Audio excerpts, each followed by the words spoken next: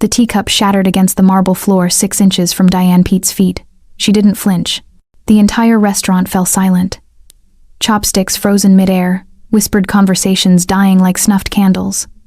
Everyone at Golden Phoenix knew what happened to people who disrespected Jalen Yang. Everyone except apparently the fearless waitress, now pointing her finger directly at the Chinese mafia boss's chest. "Man, don't dare me. Welcome back, my amazing family and friends.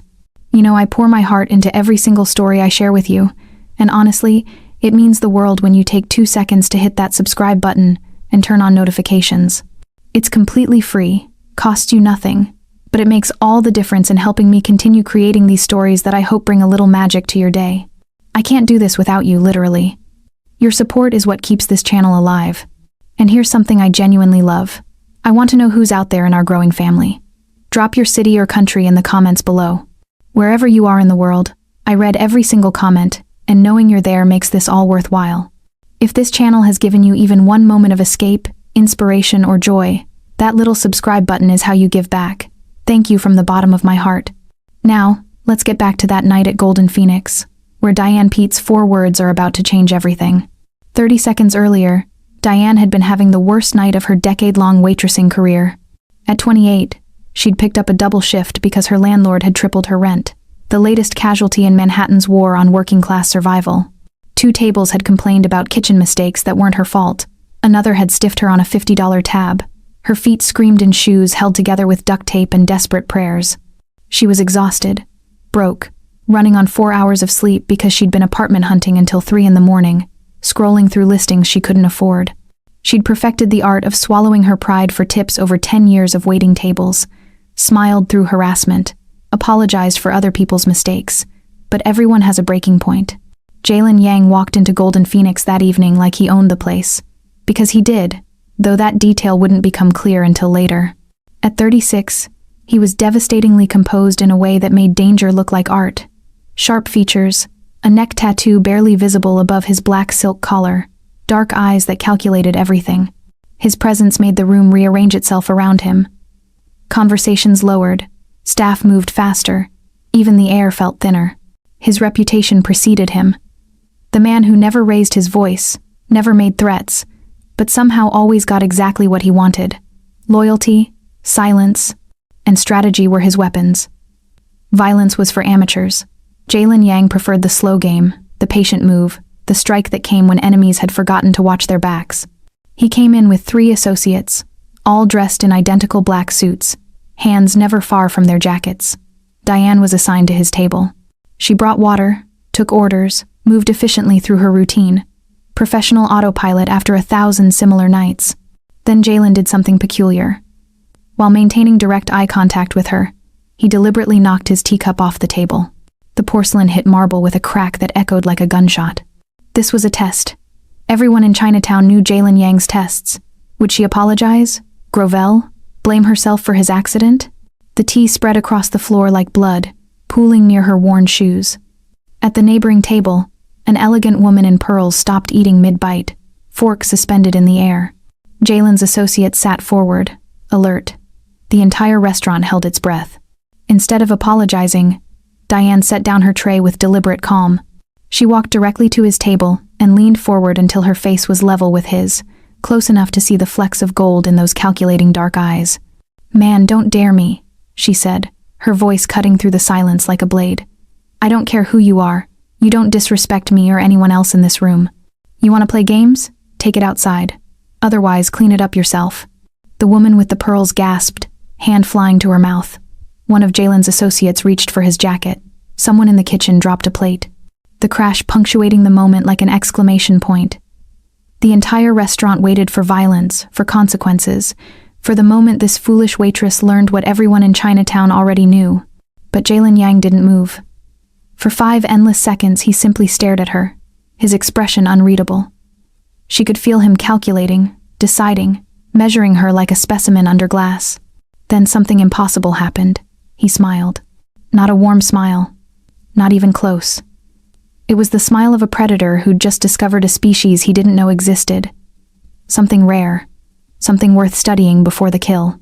"You're fired," he said softly, his voice carrying despite its quietness. Diane blinked, confusion breaking through her anger.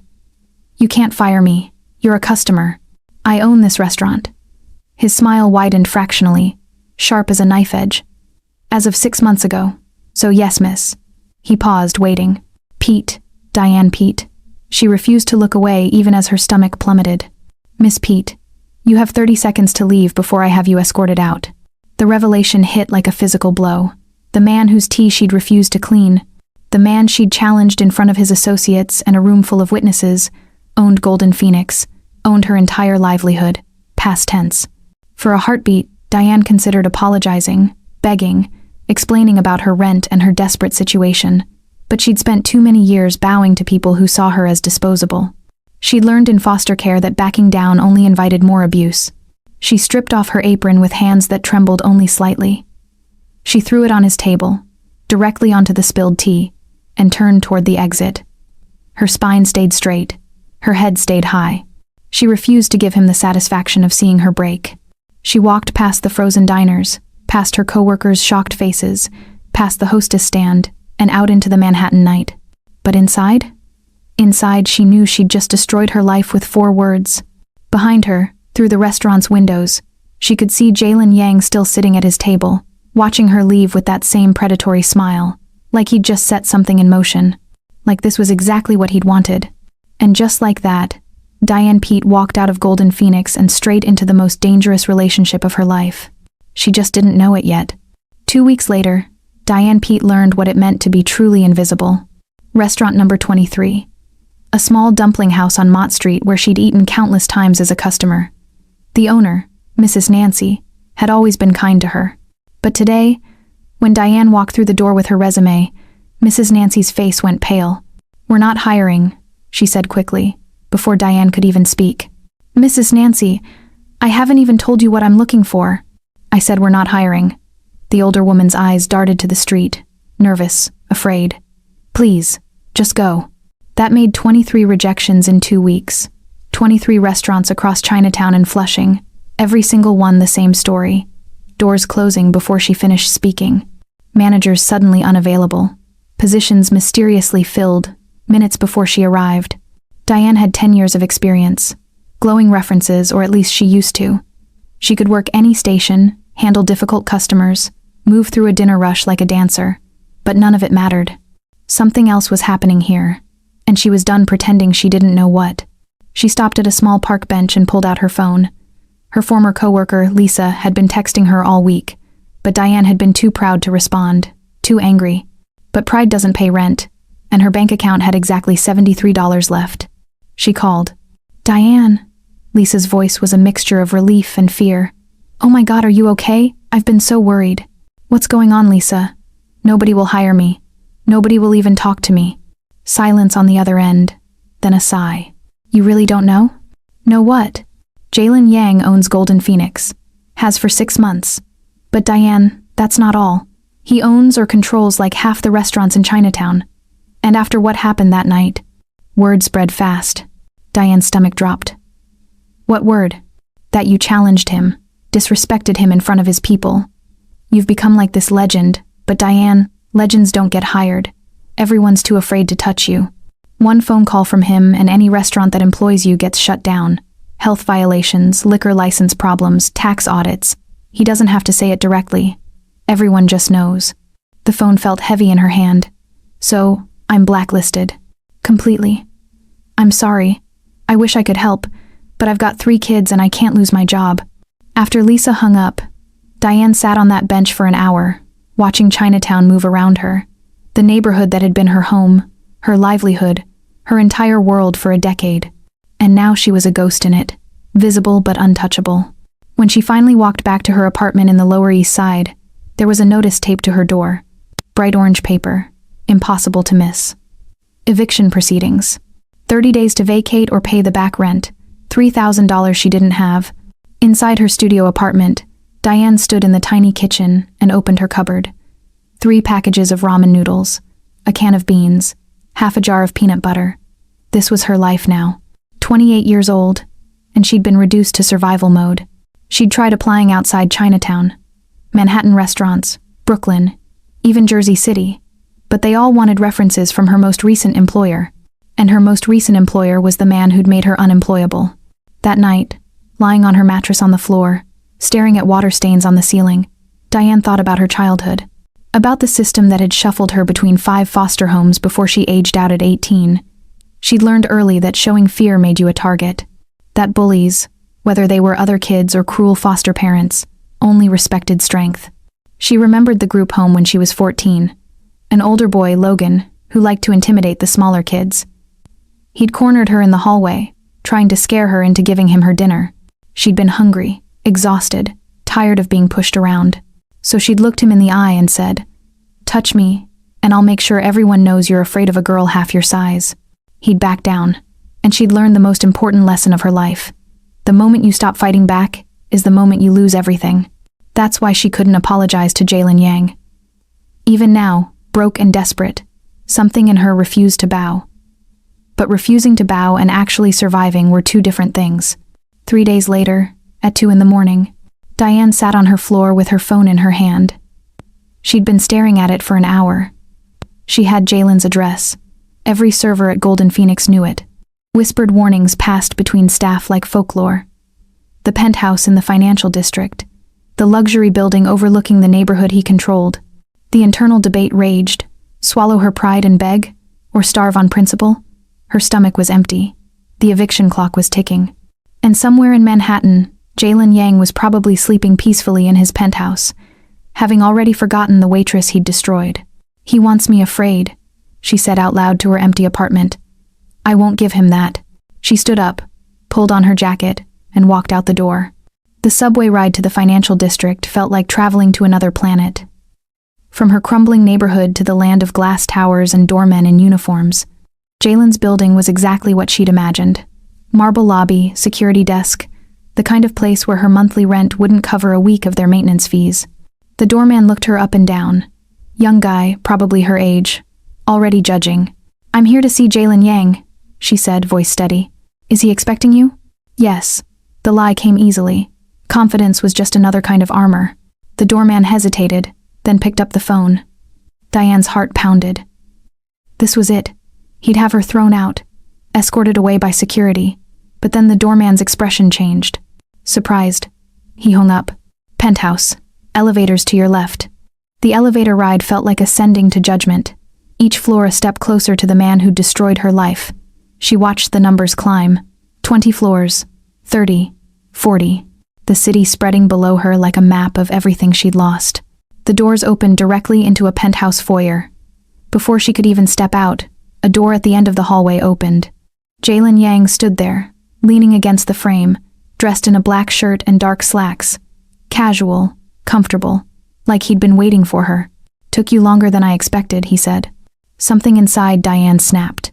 All the rage and desperation and fear of the last 2 weeks erupted like a volcano.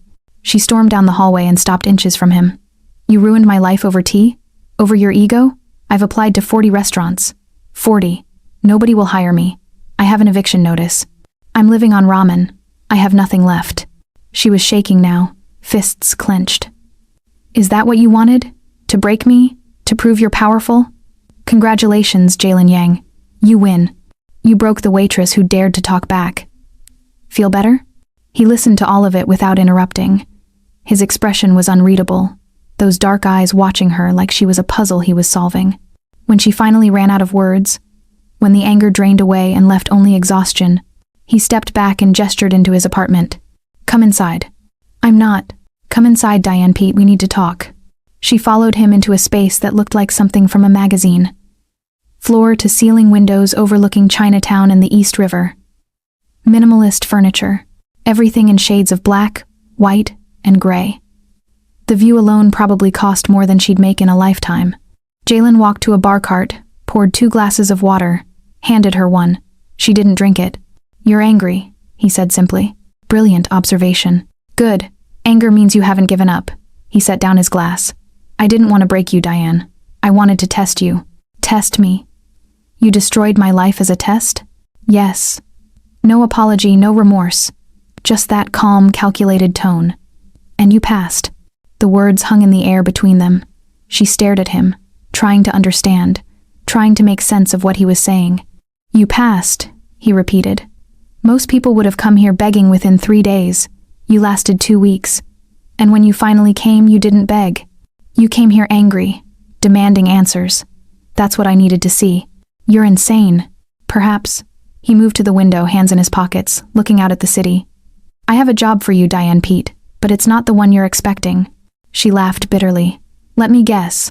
Clean your apartment? Serve tea more carefully?" He turned to face her. Something in his expression had changed. More serious, almost vulnerable. "No. I need someone who isn't afraid of me. Someone who can stand in rooms full of dangerous people and speak truth when everyone else is too terrified. Someone who can be my eyes and ears in places where my reputation makes people lie." Diane's anger faltered. "What are you talking about?" "I'm talking about a partnership. You come to my business meetings, social events, negotiations. You read the rooms I can't read anymore because everyone's too afraid to be honest with me. You tell me what you see, what you hear, the truth that my reputation blinds me to. You want to hire me as what? Your consultant? More than that. My shadow, my balance. The person who stands next to me and reminds everyone I meet that I'm human, not monster." He paused. "It pays 5 times what you made waitressing, plus expenses, plus protection." Diane's mind raced. Protection from what? "From the kind of people you'll meet, the kind of business I conduct." He met her eyes. "And before you say yes, you should know something, Diane. This job might actually get you killed." The silence stretched between them.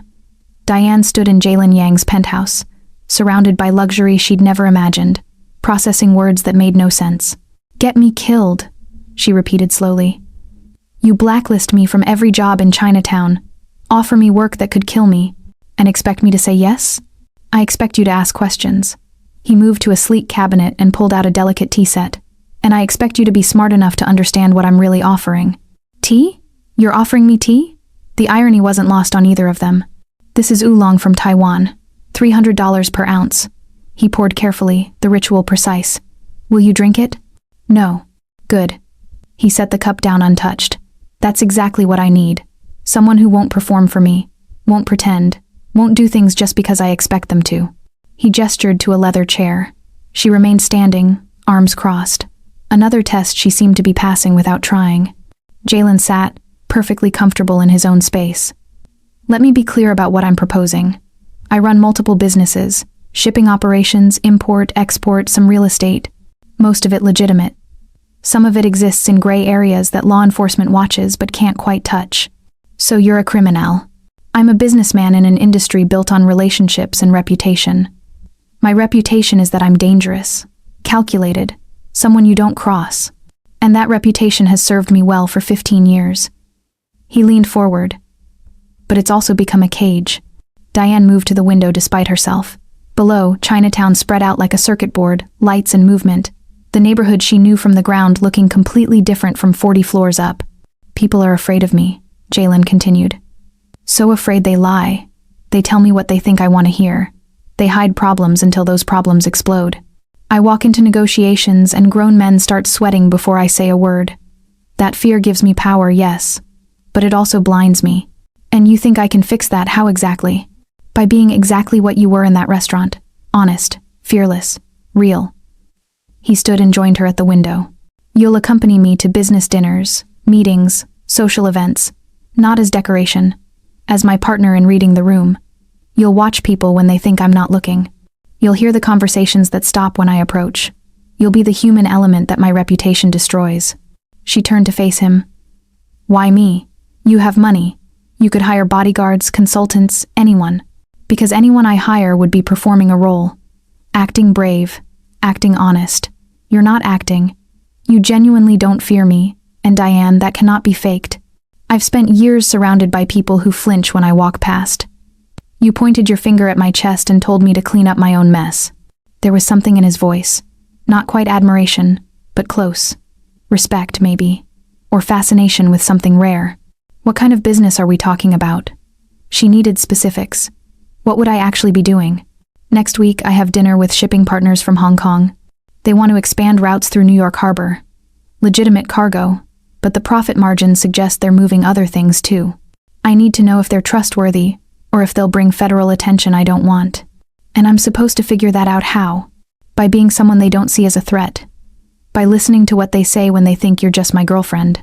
By reading body language, noticing inconsistencies, asking innocent questions that reveal truths. He met her eyes. You spent 10 years reading customers to maximize tips. You know when someone's lying, when they're angry, when they're about to cause problems. Those skills are more valuable than you realize. The money question hung between them. She hated asking, hated admitting how desperate she was, but survival required honesty.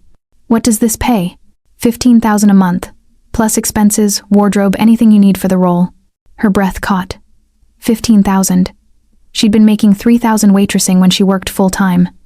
This was 5 times that for what? Attending dinners? What's the catch?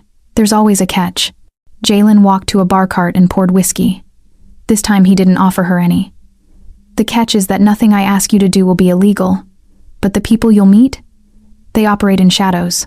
You'll see things, hear things, learn things that could put you in danger if the wrong people knew what you knew. So I could actually die. Yes. Though I'll provide security, protection, everything I can to prevent that. But I won't lie to you, Diane. This world I'm inviting you into has real consequences. She should walk away. Every instinct screamed at her to leave, go back to her tiny apartment, find some other way to survive. But what other way was there? She was blacklisted, broke, facing eviction in 30 days. A memory surfaced. She was 16, in her 4th foster home. The foster mother had given her an ultimatum. Apologize for talking back or pack her bags. Diane had packed. She'd learned that some compromises cost more than homelessness. I need guarantees, she said finally. Such as? Transparency. You tell me what I'm walking into before every event. No surprises. If something's dangerous, I know in advance. Jalen nodded slowly. Reasonable. What else? Safety. Your people protect me the same way they protect you. I'm not expendable. You'll have a security detail. Full protection. He seemed almost pleased she was negotiating. Continue. And I want the right to walk away. If this becomes something I can't live with morally, I leave. No retaliation, no more blacklisting, no consequences. He considered this longer. Took a sip of whiskey. Agreed. But if you walk away, everything you've seen and heard stays buried. You speak to no one about my business. Not police, not friends, no one. Can you promise that? It was a threat wrapped in an agreement. But it was also fair. You don't enter someone's world, learn their secrets, then burn them on the way out. I promise. He extended his hand. She looked at it for a long moment. This was the line. Once she shook, there was no pretending she was just a waitress anymore. She'd be part of his world, whatever that meant. She took his hand. The touch was electric, both of them feeling it. His grip was firm, warm, surprisingly gentle. They held the handshake a moment longer than necessary before both pulling away. From a drawer, Jalen produced a phone and credit card. The phone is secure. Only use it for business with me. The card has no limit. Use it for appropriate clothing, shoes, anything you need to look the part. What part am I playing? No part. You're my equal, not my employee. Tomorrow night, dinner in Flushing with shipping partners. Wear something elegant, but not flashy. You're there to observe, listen, occasionally participate in conversation. Think of it as waitressing without the tray. She pocketed the phone and card, feeling their weight like stones. As she moved toward the door, Jalen's voice stopped her. Diane. She turned. He seemed to struggle with words, this man who always knew exactly what to say. The teacup at the restaurant, it was a test, yes. But it was also the first honest moment I'd experienced in years. Someone treating me like I was human instead of monster. Thank you for that. The vulnerability in his voice caught her off guard. For just a moment, she saw past the tailored clothes and calculated control to something lonely underneath. I'll see you tomorrow, she said quietly and left.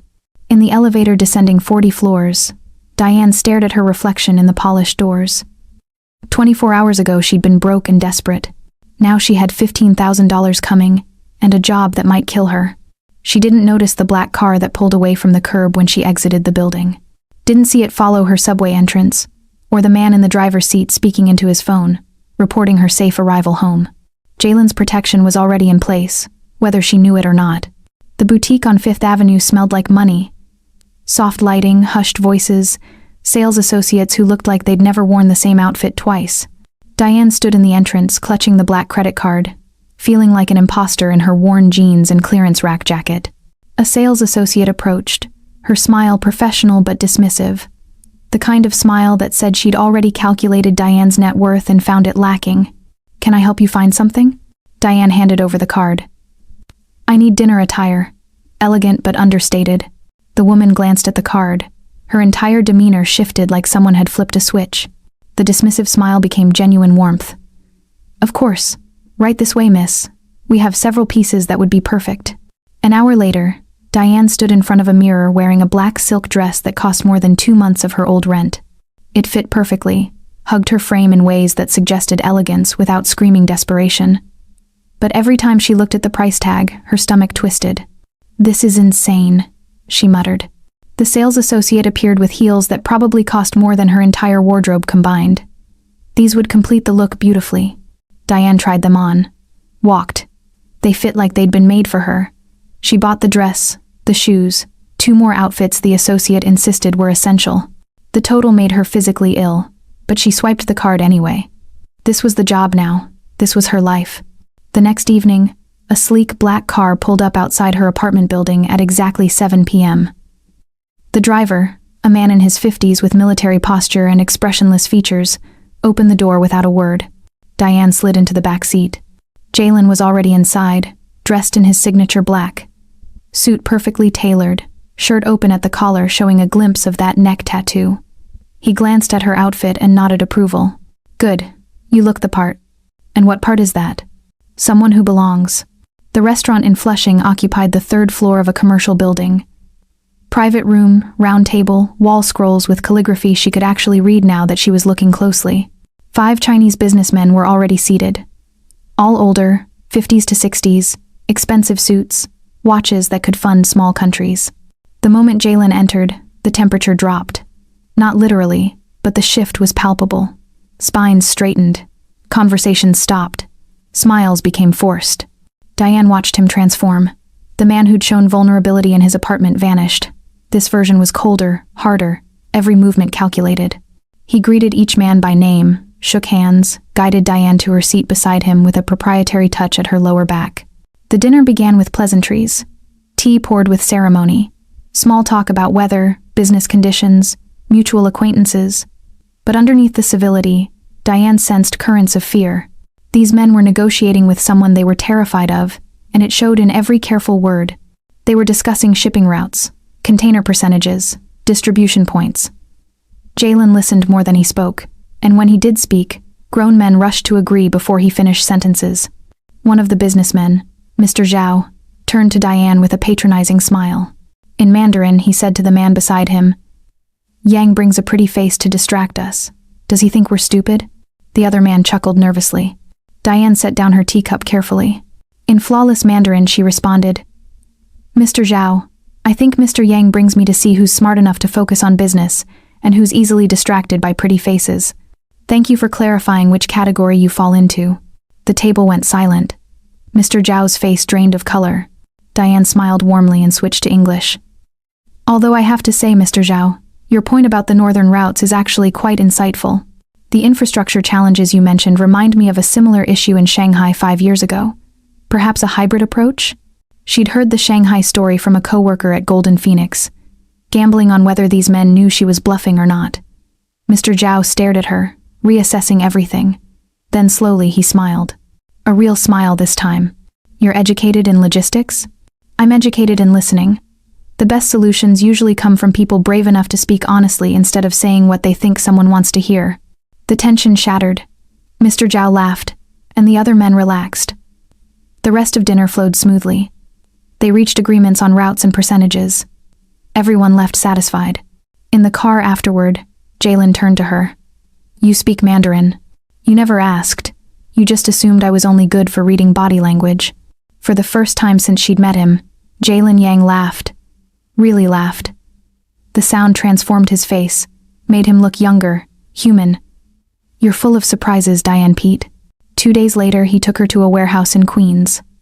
Industrial area, shipping containers stacked like metal buildings, the smell of diesel and river water. Inside, a man waited in an office overlooking the warehouse floor. "Diane, this is Wei Sebastian, my operations manager." He handles the logistics of everything we discussed at dinner. Wei Sebastian was early 40s, professional in dark slacks and a button-down shirt. His handshake was firm, his smile pleasant. But something about the way he looked at Jalen made Diane's instincts prickle. Not quite resentment. Not quite calculation. Something she couldn't name. "So, you're the waitress everyone's talking about," Wei Sebastian said. His English was unaccented American. "Former waitress," Diane corrected. "She's my partner in these matters," Jalen cut in smoothly. "Treat her accordingly, Wei." Wei Sebastian's smile never reached his eyes. "Of course. Welcome to the operation, Diane." The next 3 weeks blurred together. Gallery opening in Chelsea where Diane noticed 2 men who moved like cops, their shoes and watches wrong for art collectors. She steered Jalen toward a different exit. Business lunch in Midtown where she watched a potential partner's tells and signaled Jalen that the man was hiding something. Late-night meeting in a private club where her presence beside Jalen kept simmering tensions from boiling over into violence. She was becoming essential, not just useful, but necessary. And both of them felt the shift. One evening, they sat in his penthouse reviewing the next week's schedule. Business meetings, a charity gala, another warehouse inspection. But somehow the conversation drifted. "You never talk about your family," Diane said. Jalen was quiet for a long moment. "Parents died when I was 12. Car accident. I was raised by Jung Cuomo, my father's business partner. He taught me everything.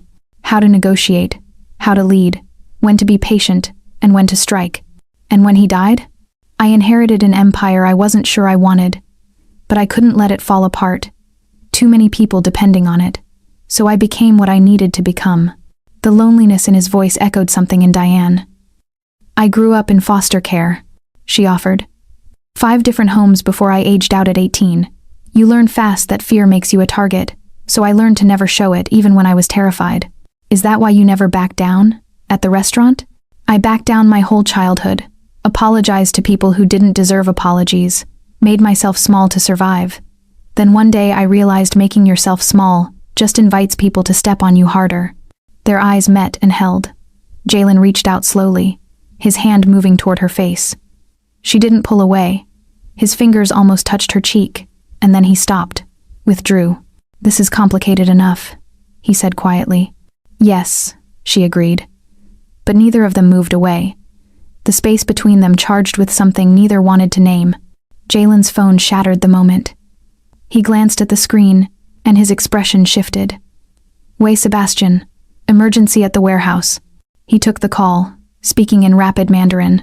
Diane stood and walked to the window, giving him privacy.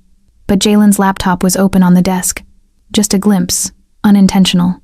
Shipping manifests, routes, numbers that didn't quite make sense. Something felt wrong. She couldn't articulate what, just instinct honed by years of reading situations. Jalen ended the call. "I need to go. You can stay, or the driver can take you home." "I'll stay. Finish reviewing tomorrow's schedule." He hesitated, then nodded. Trust implicit. He left her alone in his home with access to everything. Diane stood at the window after he left, watching Chinatown glitter 40 floors below. She was in deeper than she'd planned. This wasn't just a job anymore. The line between professional and personal had blurred beyond recognition. And that feeling, that wrongness she'd glimpsed in those shipping manifests, wouldn't let go. She was in his world now, no clear way out. And something told her that danger was closer than either of them realized. 6 weeks after Diane Pete took a job that might kill her, she realized she'd stopped counting the days until she could leave. Her new apartment in the financial district had floor-to-ceiling windows and actual heat. Jalen had insisted, claiming it was for convenience and safety. But they both knew the real reason. The distance between her old studio and his penthouse had started feeling too far. She'd become essential to his operations. Not just useful, indispensable. They finished each other's sentences now. She'd anticipate when he needed her to step in, and he'd know when to let her work without interference. The professional boundaries they'd carefully maintained were eroding like sand beneath a tide. Tonight was the charity gala at the Mandarin Oriental. On the surface, a legitimate fundraiser for Chinatown youth programs. Jalen Yang, successful businessman, writing a substantial check for community causes. But Diane had learned to see beneath surfaces. This was neutral ground where different factions met to negotiate, assess strength, establish territory without bloodshed. She wore a black dress that cost more than her first car, Jalen wore his armor of tailored perfection. When he offered his arm at the hotel entrance, the gesture felt natural. The photographers captured it. Power couple, legitimate businessman and his elegant companion. The perfect cover. Inside the ballroom, Diane recognized the players now. 6 weeks in Jalen's world had taught her to spot the dangerous ones. The California Triad representatives in the corner, expensive suits that couldn't quite hide prison-built muscles, Russian connections by the bar, speaking in low tones, other Chinese-American operations scattered throughout, all pretending this was about charity. Everyone was watching them. Specifically, watching her. Sizing up Jalen's apparent weakness. The man who'd built an empire on calculated distance now had someone standing beside him who made him smile. That made her a target. "They're wondering if I'm your vulnerability," Diane murmured as they moved through the crowd. "They're wondering if you're the reason I've become more dangerous." His hand at her back was possessive, deliberate, sending a message. She handled the predatory assessment with grace learned from years of managing drunk customers, smiled when appropriate, asked pointed questions that reminded people she wasn't decoration, made it clear that touching her would be the last mistake they'd make. 2 hours into the event, Jalen's phone buzzed. He glanced at it and his expression shifted minutely. Only someone who knew him well would catch it. "I need to take this. 5 minutes." He left his backup phone on their table. Unusual. Jalen was always careful about his phones, never leaving them accessible. But tonight he was distracted, focused on whoever was calling. The backup phone screen lit up with notifications. Diane wasn't trying to snoop. But the messages were right there, impossible to miss. Text from Wei Sebastian to an unknown number. Phase 2 proceeds next month. The target is confirmed. Another message appeared before the screen went dark. Yang suspects nothing. The girl is an unexpected complication. Her hand started shaking. She grabbed her clutch to hide it. Her mind raced through implications, connections, everything she'd noticed over 6 weeks that hadn't quite made sense. Wei Sebastian was betraying Jalen. But how? And why? And what was phase 2? She needed evidence. Her fingers moved before her brain caught up. Quick photos of the screen, screenshots saved to her phone. Then she set his phone down exactly as he'd left it. Should she tell him immediately? Gather more information first? The trust between them was real but still new. Would he believe her over Wei Sebastian, the man who'd been his right hand for 8 years? Jalen returned 3 minutes later. The moment he saw her face, his expression sharpened. What happened? Diane made a split-second decision. "We need to leave. Now. I'll explain in the car." He didn't question, didn't ask for details. He trusted her instinct the way she'd learned to trust his. He made smooth excuses to nearby associates.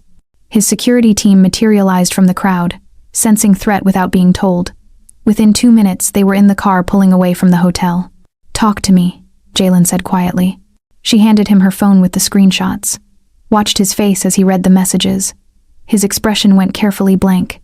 The mask he wore when processing danger, calculating response, determining who lived and who died.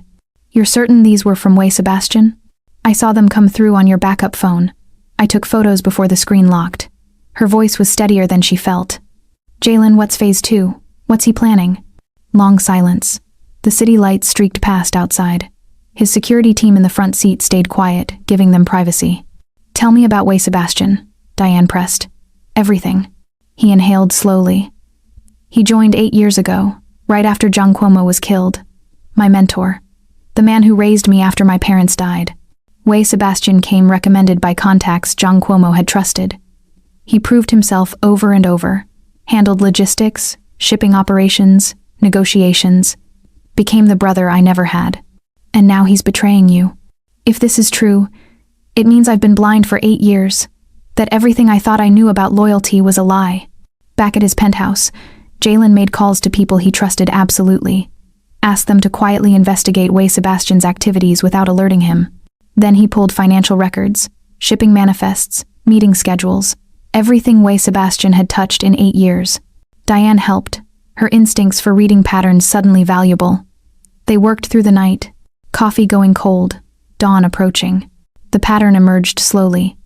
Small discrepancies in shipping records that seemed like errors until you saw them together.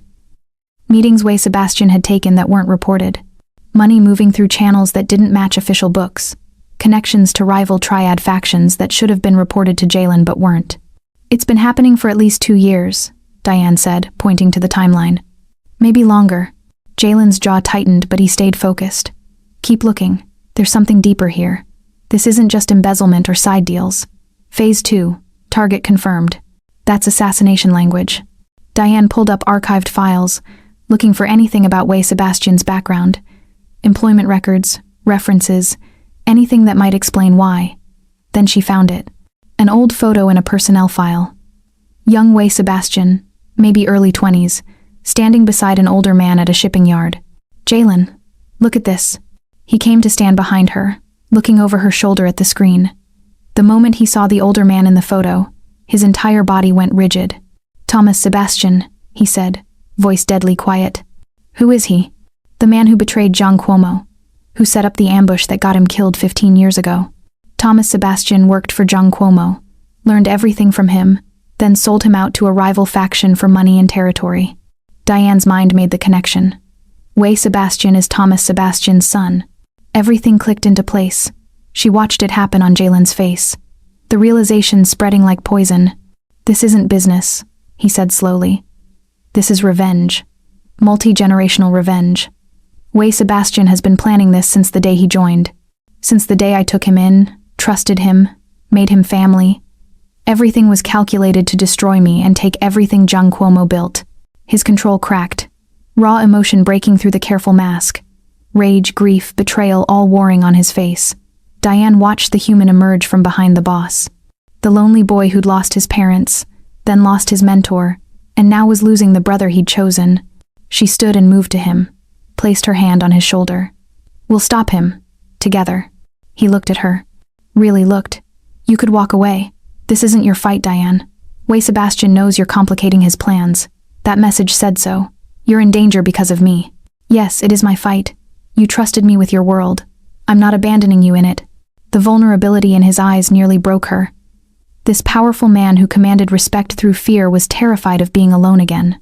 They stood like that for a long moment. Then Jalen began planning. Wei Sebastian can't know we're aware. We act normal. Business as usual. Next week there's a scheduled peace negotiation with the California Triads. Wei Sebastian's organizing it. That's the trap he's setting. So we don't go. No, we go. But we go prepared. We turn his trap into ours. Dawn was breaking over Chinatown, pink and gold light spilling across the cityscape. They stood at the window, exhausted and emotionally raw. When this is over, Jalen started. Diane finished. When this is over, the promise hung between them, unspoken but understood. They had 7 days to prepare for the trap, 7 days to act normal while planning survival. Wei Sebastian couldn't suspect they knew. Diane had officially chosen a side, crossed the line from employee to partner to something deeper. There was no going back now. Whatever happened next, they'd face it together, or they'd die trying. 7 days of pretending everything was normal nearly broke them both. Diane and Jalen maintained their routine, business meetings where Wei Sebastian sat across the table, discussing shipping routes and profit margins, dinners where they all smiled and made small talk. Every interaction a performance, every word carefully measured. Wei Sebastian seemed different now that she knew to look for it, more confident, almost smug, like a man counting down to something inevitable. At a warehouse inspection, he turned to Diane with that pleasant smile that never reached his eyes. You've become quite important to him. That's dangerous in this business, Miss Pete. I'm careful, she replied evenly. Careful isn't always enough. During a strategy meeting, Wei Sebastian leaned back in his chair, addressing Jalen. The California delegation is eager to resolve territories. This negotiation could reshape everything. The entire Eastern Seaboard operation. That's the hope, Jalen said calmly. Indeed. After 15 years of building, everything coming together. A pause. John Cuomo would be proud. Diane watched Jalen's jaw tighten imperceptibly, Wei Sebastian invoking his murdered mentor, twisting the knife while pretending to honor memory. While they performed normalcy, Jalen prepared for war. He identified the security team he could trust absolutely. 4 men who'd been with him since the beginning. Jonathan, who'd grown up in the same neighborhood. Wilson and Tommy, brothers who owed Jalen their lives. June, the quiet one who'd taken a bullet for him 3 years ago. Everyone else was suspect. Wei Sebastian had 8 years to recruit, to plant seeds of doubt, to promise better positions when Jalen fell. Weapons were secured. backup plans arranged, emergency extraction routes mapped, and Jalen insisted Diane learn to defend herself. They trained in his apartment gym late at night when the city slept. Basic combat, how to break holds, where to strike to disable an attacker. Jalen was patient but demanding, pushing her past exhaustion. If something happens, you need to be able to get out, he said, demonstrating another technique. Nothing's going to happen. Promise me anyway. If it goes wrong, you run. You don't look back. She grabbed his wrist, using the move he'd just taught her to flip their positions. I'm not making promises I won't keep. The training sessions were intense, physical, charged with emotion neither wanted to name, his hands steadying her stance, her breathing matching his rhythm, the awareness that this might be their last week alive making every touch electric. The night before the meeting, Jalen found her standing at his window, staring at Chinatown below. You don't have to come tomorrow. You could leave the city. I'd make sure you were protected. We've been through this. I'm not leaving. Why? He moved to stand beside her. Why risk your life for my war? She turned to face him. Because somewhere along the way, it stopped being your war and became ours. Something broke in both of them. The careful distance they'd maintained shattered. Jalen cupped her face and kissed her. Desperate. Fierce. Acknowledging everything they'd been denying for weeks. She kissed him back like drowning, like breathing, like this might be their only chance. They spent the night together, possibly their last, speaking in touches instead of words, memorizing each other in case dawn never came. Morning arrived with brutal clarity. They dressed with military precision. Diane chose elegant but practical, a dark dress she could move in, shoes she could run in if necessary. Jalen wore his black suit like armor, the uniform he wore to war. His security team arrived. Jonathan, solid and reliable. Wilson and Tommy moving in synchronized awareness. Jun, checking weapons with quiet efficiency. Each man understood this could be a one-way trip. Everyone knows the plan? Jalen asked. Nods all around. They'd reviewed it a dozen times. Stay alert. Watch for Way Sebastian's signal. Protect Diane at all costs. The warehouse was in Flushing's industrial district. Large building with legitimate shipping operations on paper. In reality, neutral ground where different factions met to negotiate without bloodshed. Way Sebastian had chosen it. Red flag, but refusing would reveal suspicion. 2 black cars pulled up to the warehouse at exactly 3 p.m. The California Triad delegation was already there. 6 men, expensive suits, eyes that had seen violence. Armed despite the pretense of peaceful negotiation. Way Sebastian waited at the entrance, playing the loyal lieutenant perfectly. Mr. Yang, Miss Pete, welcome. The California representatives are eager to begin. Diane noticed how he positioned himself. Between Jalen and the exits. Casual, strategic, the trap already forming. Inside, the main floor had been cleared. Large table, chairs arranged for negotiation. Appearance of civility. But Diane's instincts screamed. Too many blind spots. Upstairs catwalks dark and empty, or seemingly empty. She stayed close to Jalen, hyper-aware. Jonathan and June flanking them, Wilson and Tommy covering the rear. Everyone tense despite the calm atmosphere. The California leader, a man named Cheney Liu, opened negotiations. We appreciate the opportunity to discuss Eastern expansion. Our operations on the West Coast are thriving. We believe mutual benefit exists in coordinated territory management. Jalen nodded. I'm willing to negotiate specific corridors. The harbor routes, for instance. Way Sebastian facilitated smoothly. Perhaps if we outline the proposed divisions? Everything proceeded almost too smoothly. Diane watched the California delegation, noticed how Cheney Liu kept glancing at Way Sebastian. Not at Jalen, the man they were supposedly negotiating with. At Way Sebastian, waiting for cues. Way Sebastian's phone buzzed. He glanced at the screen, nodded almost imperceptibly. Cheney Liu's hand moved toward his jacket. Diane saw it in slow motion. The signal. The response. The trap springing. Jalen. Gunfire erupted from the catwalks above, hidden shooters revealing themselves. At least 15 men positioned in the darkness. Muzzle flashes lighting the warehouse like strobe lights. Jalen flipped the table for cover, pulling Diane down. His remaining loyal guards returned fire, but some of his own security team turned. Traitors among them. Way Sebastian had planned everything. Jonathan threw himself in front of Jalen, taking 3 bullets. His body jerked with impact before crumpling. Glass shattered, concrete exploded, screaming mixed with gunfire.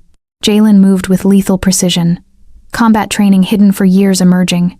He wasn't just a businessman anymore, he was survival incarnate. But there were too many. The California delegation drew weapons. Sebastian pulled his gun, aiming at Jalen with cold satisfaction. In the chaos, Sebastian moved toward Diane. Two of his men grabbed her while Jalen was pinned down by crossfire.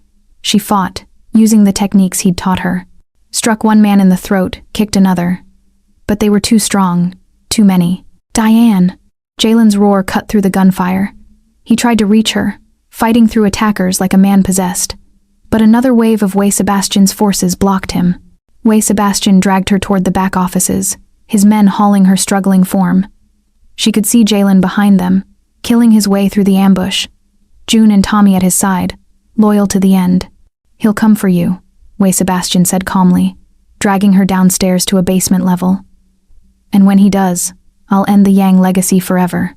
Just like his precious John Cuomo ended when my father's plan succeeded." "You're making a mistake," Diane spat.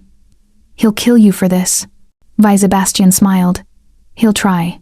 Just like John Cuomo tried to kill my father. Revenge is patient, Miss Pete. I've waited 8 years. I can wait another hour." They threw her into a basement office.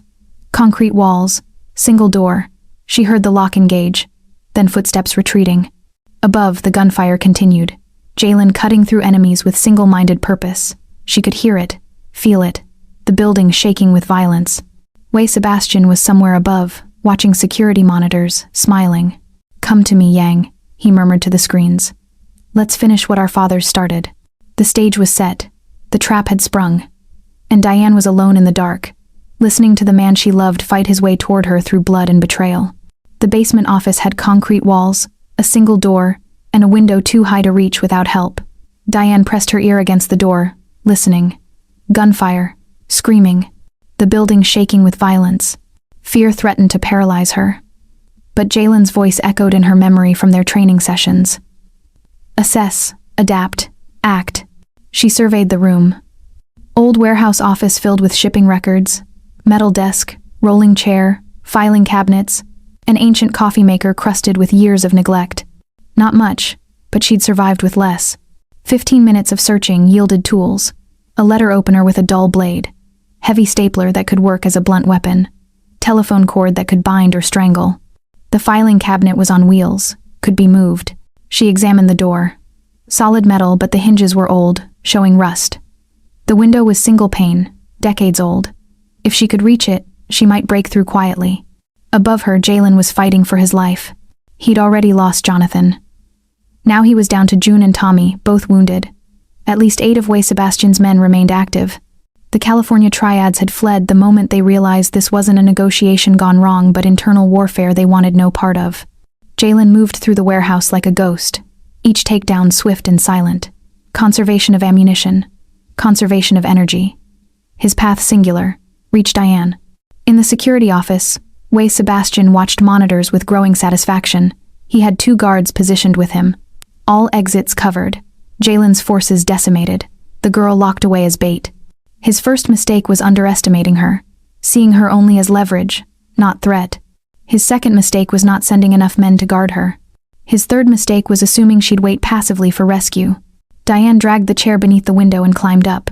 The glass overlooked a service corridor. She could see movement below, guards patrolling. But the window was old style, the kind that might crack quietly if done correctly. She wrapped her shirt around the letter opener and began working on the glass.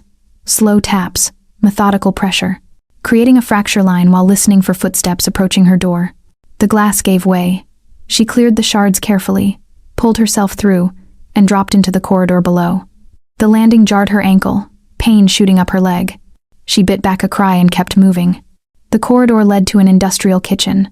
Familiar territory. 10 years of restaurant work meant she knew these layouts instinctively.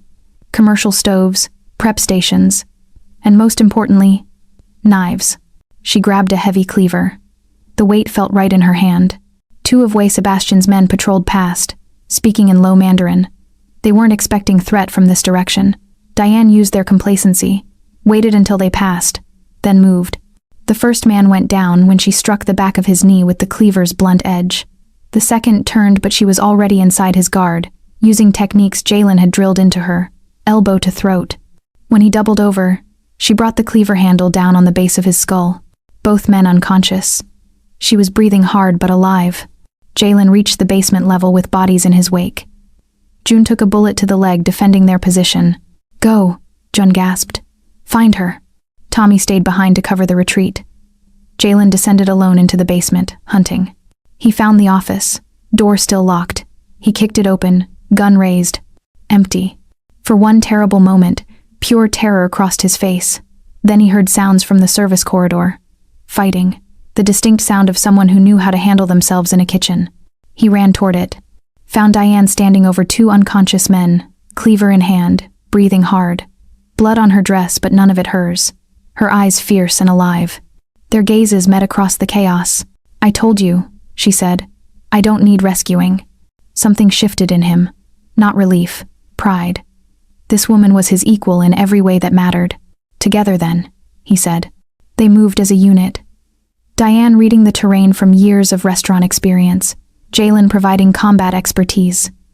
Back to back, they cleared their path toward the security office where Wei Sebastian waited. Wei Sebastian watched the monitors with dawning horror. His men falling. The girl fighting beside Jalen like she'd been born to violence. This wasn't the plan. This wasn't how it was supposed to end. "Everyone to the security office," he barked into his radio.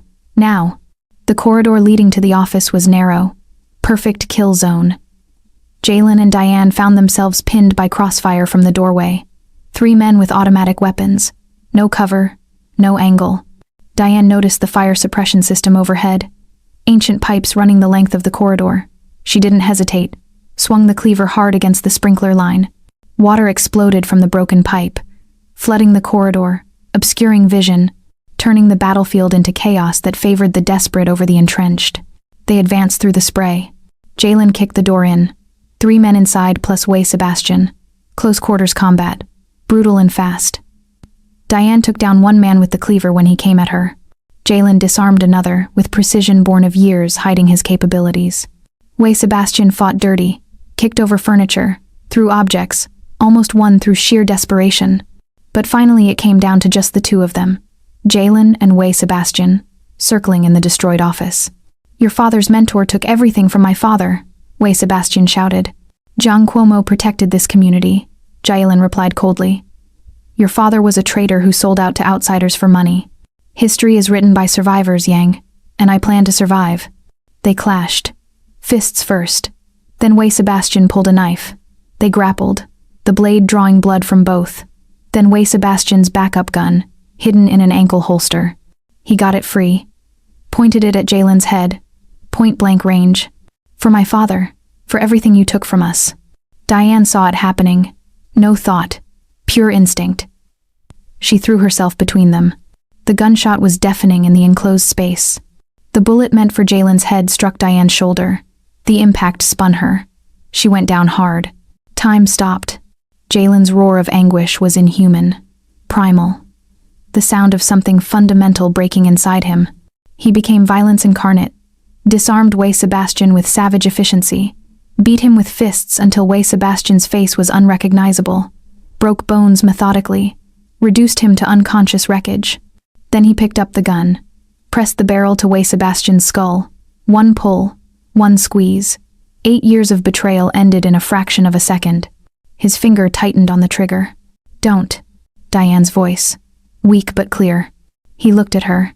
She was conscious, watching him, blood pooling beneath her shoulder. "Don't become what he wanted you to become," she whispered. "He tried to kill you, but he didn't, and you're better than this cycle." Her breath came in gasps. "Be better than all of them. For me." Jalen's hand shook. The gun barrel still pressed against Wei Sebastian's head, years of conditioning screaming at him to pull the trigger. End the threat. Finish the revenge. But Diane's eyes held him.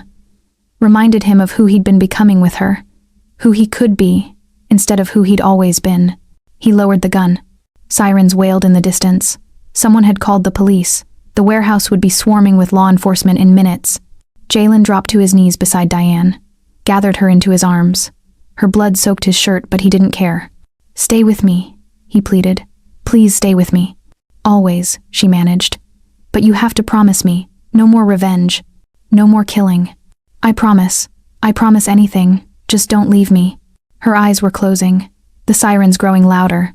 Behind them, Sebastian lay unconscious, defeated but alive, the cycle broken. Diane smiled weakly.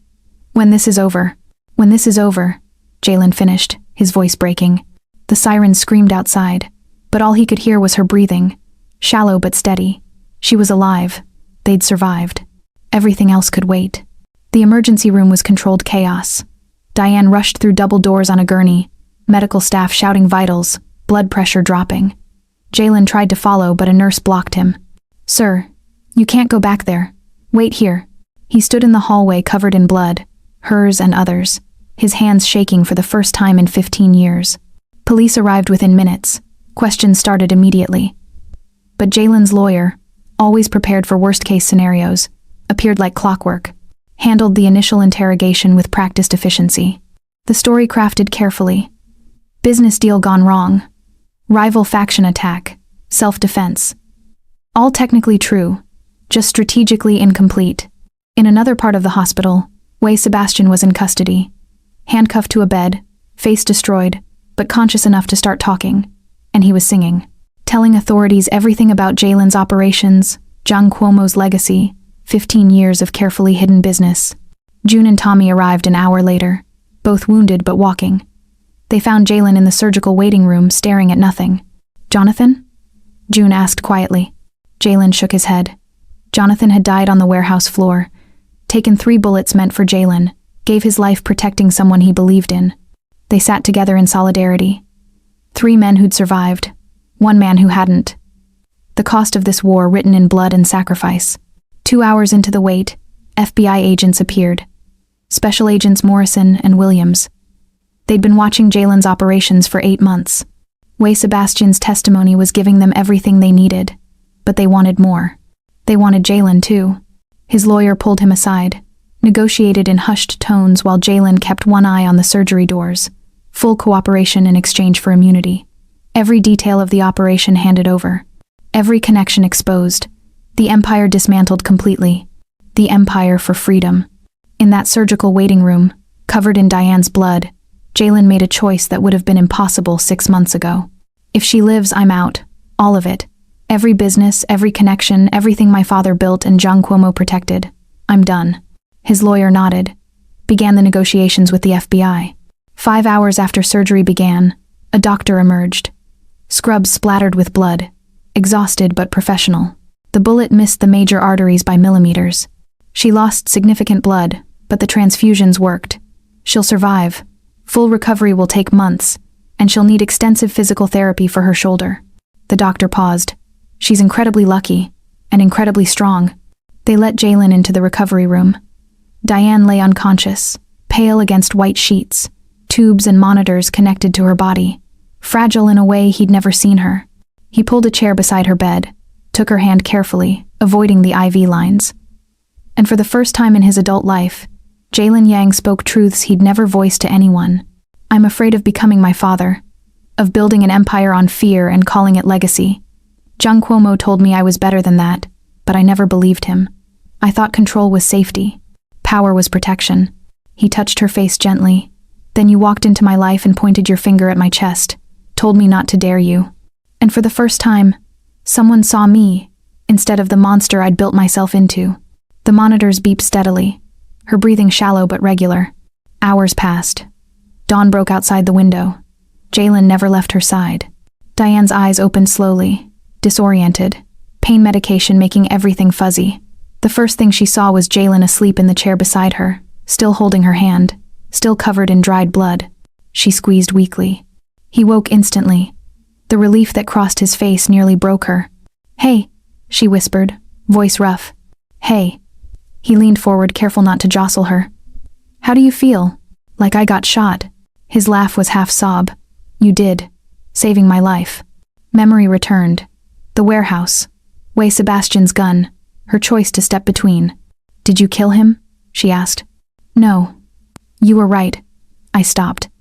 He held her gaze. "He's with the FBI now, telling them everything. And I've made a deal. Full cooperation for immunity. Tears welled in his eyes. I thought I lost you, Diane. I thought I'd watched you die.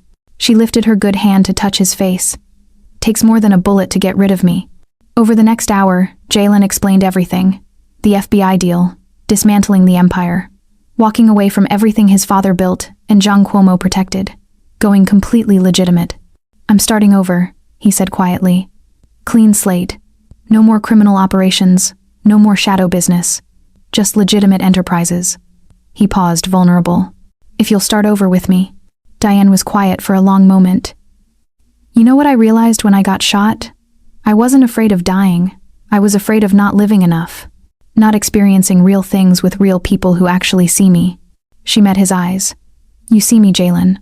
All of me. Not just the tough waitress or the woman who won't back down. You see the scared foster kid who learned to fight because no one else would protect her. You see the lonely person underneath all the armor. So yes, I'll start over with you. But only if you promise to be real with me. No more masks. No more walls. No more masks, he promised. No more walls. Just us. Whatever that looks like. They sat in silence, holding hands. The beginning of something new built on the ruins of everything old. Weeks passed in a blur of recovery. Physical therapy where Diane learned to use her shoulder again. Jalen visited every day. Brought food she could actually eat. Read to her when the pain kept her awake. Sat quietly when she needed silence. The FBI interviews were thorough. Jalen cooperated completely. Wei Sebastian was sentenced to 20 years federal prison. The empire was systematically dismantled. Operations shut down. Connections severed. Everything cleaned or eliminated. Jalen's legitimate businesses were identified and preserved. The shipping company, now operating entirely legally. Real estate holdings. Enough assets to start fresh without criminal ties. And he bought Golden Phoenix, the restaurant where everything began. Jonathan's funeral was small. Jalen paid for everything. Set up a trust for his family. Stood at the graveside carrying guilt for those who died protecting him. Diane was there, arm still in a sling. She stood beside him as he processed grief. They believed in you, she said quietly. In the man you were trying to become. Honor them by being that man. 6 weeks after surgery, Diane was discharged. Jalen insisted on wheeling her out despite her protests. I can walk. I know. Humor me. At the hospital entrance, he helped her stand. The city stretched before them. Manhattan skyline against blue sky. The same view they'd seen 100 times, but different now. Full of possibility instead of threat. I want to rebuild Golden Phoenix with you, Jalen said. Not as employer and employee. As equal partners. You know restaurants. You know people. You know me. Help me create something good from all this damage. On one condition, Diane replied. Name it. We hire people like us. People who need second chances. Former foster kids. Ex-convicts trying to go straight. Immigrants starting over. We make it a place where people can rebuild their lives. Jalen smiled. The real smile. The one only she saw. Deal. They stood outside the hospital, looking at their city. So what now? Diane asked. Now we build something worth the scars. She took his hand. Then let's get to work. They walked toward his car and toward their future. Behind them, the hospital where death and rebirth had happened in the same building. Ahead of them, everything else. Scarred but surviving, broken but rebuilding, together. 6 months after Diane Pete took a bullet for a man she barely knew, she stood in Golden Phoenix watching contractors install the last light fixture. Higher, she called out. It needs to illuminate the table, not blind the customers. Jalen appeared beside her, coffee in each hand. You're as demanding as a boss as you were as a waitress. I was never a waitress here. You fired me before my shift ended, remember? Best decision I ever made. The restaurant had been gutted and rebuilt from the inside. Still elegant, still upscale, but warmer now, more welcoming. The kind of place where anyone could feel they belonged, not just those who could afford the wine list. They'd hired carefully.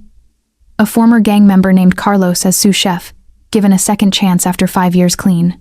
Lynn, a single mother, as hostess, working around her daughter's school schedule. The kitchen staff included refugees from 3 countries, each building new lives in a city that had once seemed impossible to survive.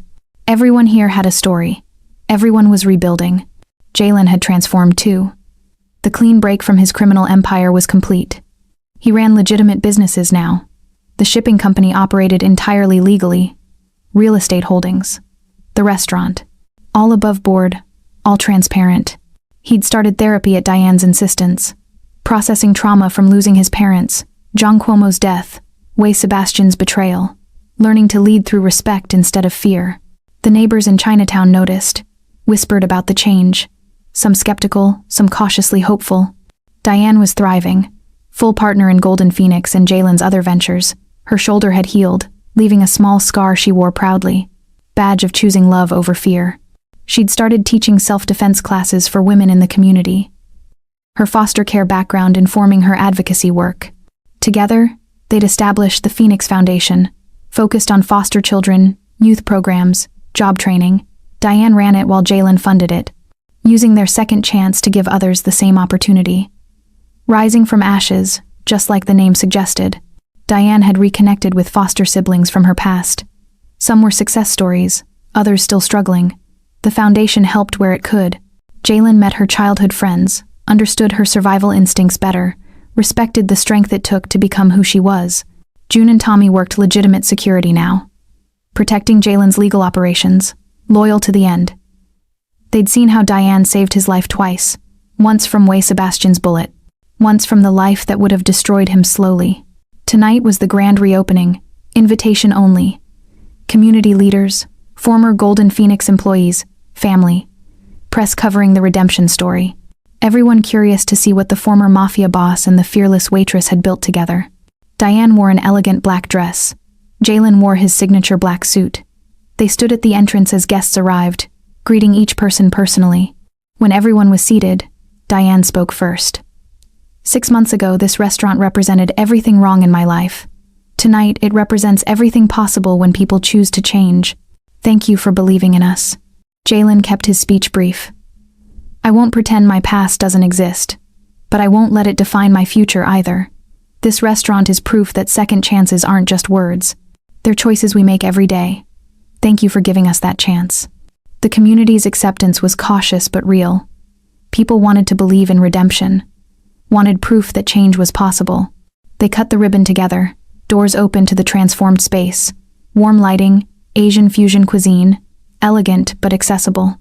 And the first table, the exact spot where they'd first clashed, sat empty, reserved, symbolic.